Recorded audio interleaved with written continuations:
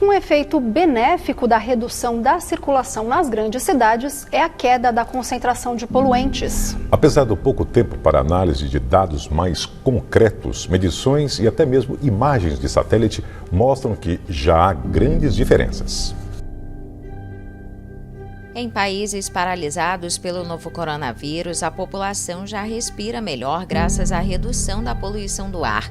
A agência de notícias Reuters reuniu imagens de satélite da NASA que mostram que a poluição caiu drasticamente em várias partes do mundo por causa da diminuição da atividade econômica e também por causa das medidas de isolamento social.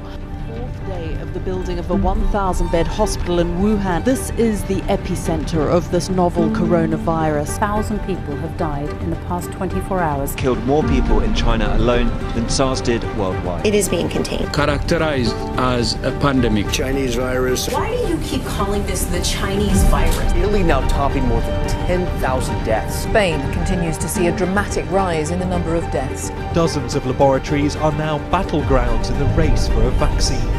No mundo inteiro, mais de 2,5 milhões de pessoas já contraíram o novo coronavírus. Você olha para o céu de São Paulo e vê um azul profundo, e olha para as ruas e os carros sumiram. E aí se lembra. Imagens de satélites feitas pela NASA em janeiro e depois em fevereiro mostravam queda drástica da poluição na China por causa da desaceleração da atividade industrial. Nos canais de Veneza, na Itália, as águas ficaram cristalinas e chamaram a atenção do mundo para os efeitos do isolamento para a recuperação da natureza. Na Itália, a diferença é um pouco menor, mas ainda assim dá para ver bem a diminuição, principalmente no norte do país, que é a região mais industrializada e também a que mais sofreu com a Covid-19. Por último, o estudo destaca a situação da Índia e olha quanta diferença. No início do ano, a atmosfera do norte do país aparece tomada pela poluição, que no caso da Índia vem principalmente da queima de plantações depois da colheita, mas agora, com as medidas de isolamento, olha, a poluição também diminuiu bastante.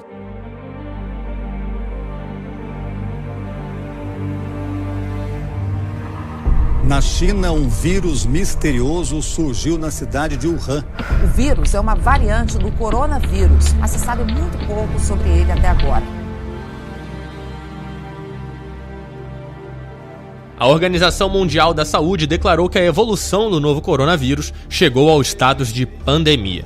A classificação veio no dia 11 de março, tardiamente, segundo alguns especialistas, quando mais de 100 países foram afetados pelo vírus, incluindo o Brasil.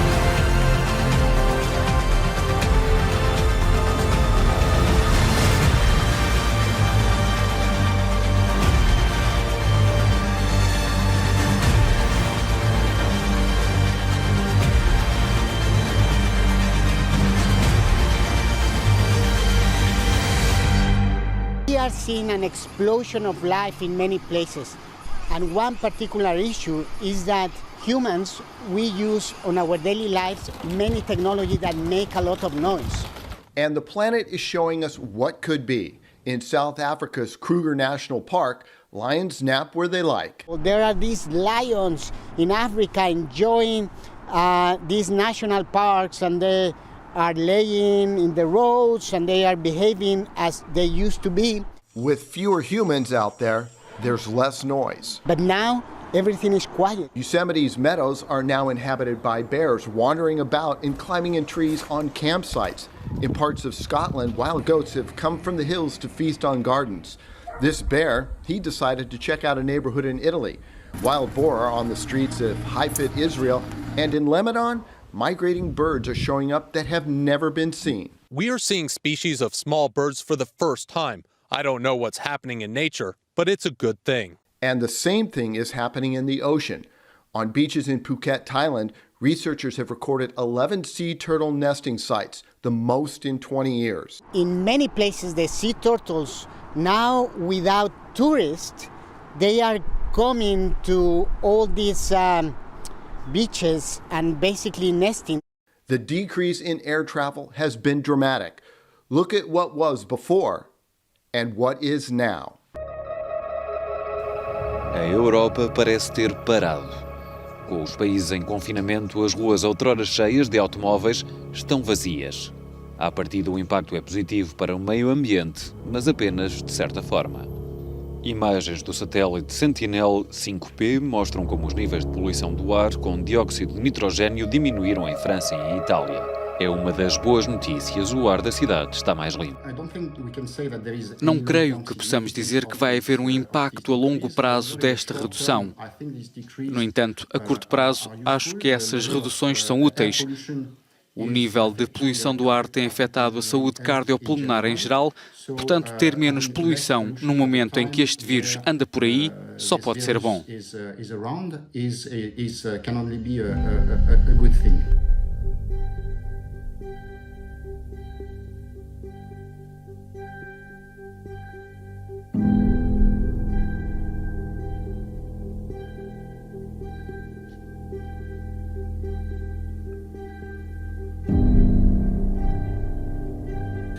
His film is called Planet of the Humans, a gag on Planet of the Apes, and it's directed by arch-greenie Jeff Gibbs, an environmentalist and friend of Michael Moore's from way back. Planet of the Humans does something truly extraordinary.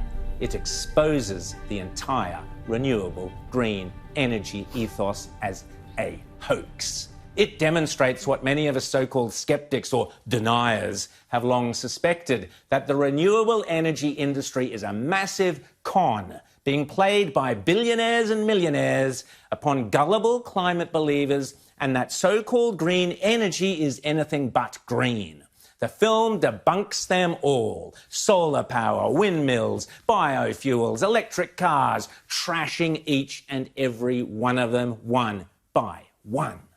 I want to show you maybe 5 minutes from the film. Great stuff. I think you'll love it. And I urge you to see the rest on the internet while it's still up there.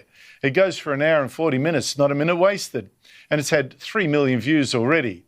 For the moment, though, watch these extracts and enjoy. Now, to do their part for the new green economy, General Motors introduced a new line of electric vehicles. When the Chevy Volt was ready for release, I attended their press conference. So these electric vehicles are ready for public consumption, and we're ready with the infrastructure, with the rates, with the communications. I am extremely grateful to be here today, and in fact, this is a chance for me to say thank you more formally. The Chevy Volt is upstairs. We'll be able to take a look at it. We got about 1,000 photos. Yeah. Is it plug?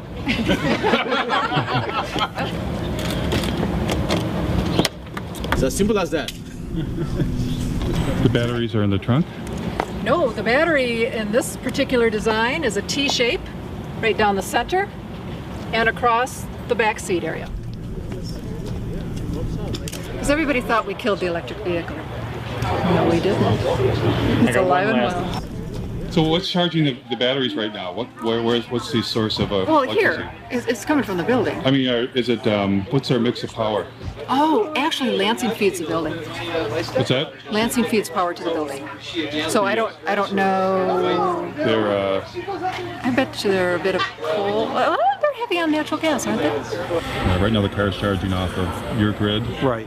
It would be charging off our grid, which is about 95% coal. How long do you think it'll be before there's a solar and wind powered grid? Oh, golly. To suggest that all of the power used for these cars will be generated from wind and solar in the very near future would not be correct. One of the most dangerous things right now is the illusion that alternative technologies like wind and solar are somehow different from fossil fuels. Well, I hear a lot of the times that solar cells are made out of sand. Have you ever thought about solar panels? The main ingredient that makes them work is silicon or sand. This is the raw material chips are made of, sand. They don't use sand at all. So they use, I'll show you what they, so this is one of the ingredients. It's actually mined quartz.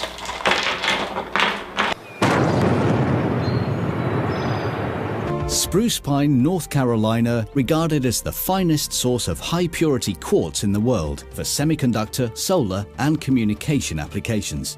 But you can't use sand because sand has too many impurities. So you start with a very high-quality quartz and a very high-quality coal. And then you put those two together into an arc furnace and you melt them.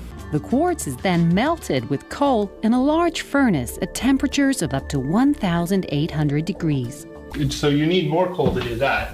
So I get another coal out. So when we melt these together, we get silicon metal and carbon dioxide. And the carbon dioxide just goes off and you got rid of the carbon, you're left with silicon metal. This is not clean coal. Not clean coal.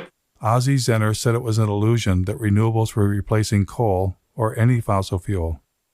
Environmental groups continued telling a different story. I have often been lambasted for calling climate change a hoax. "You climate denier," shrieked the hysterical lovies who would happily burn at the stake anyone who doesn't believe in their precious religion of global warming, if they were allowed to. And herein lies the problem. Belief in climate change, like in all religions, must be absolute. You have to believe the whole lot of it, the whole shebang. Otherwise, it doesn't add up.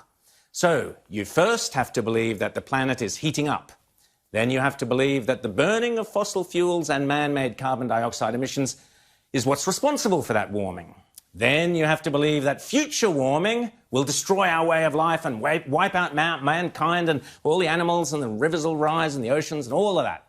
And then you have to believe that the way to solve this existential problem is to cut those carbon emissions. And finally, you have to believe passionately that the way to do that is for the world to invest massively in green energy, also called renewable energy, namely solar power, wind power, biofuels, and basically anything that is not coal. That's the gospel of climate change. And if you waver on any of those beliefs, you are automatically a denier. And that's why I've always been suspicious of those who profess their belief in one aspect of this religion while at the same time getting very rich from another aspect of it.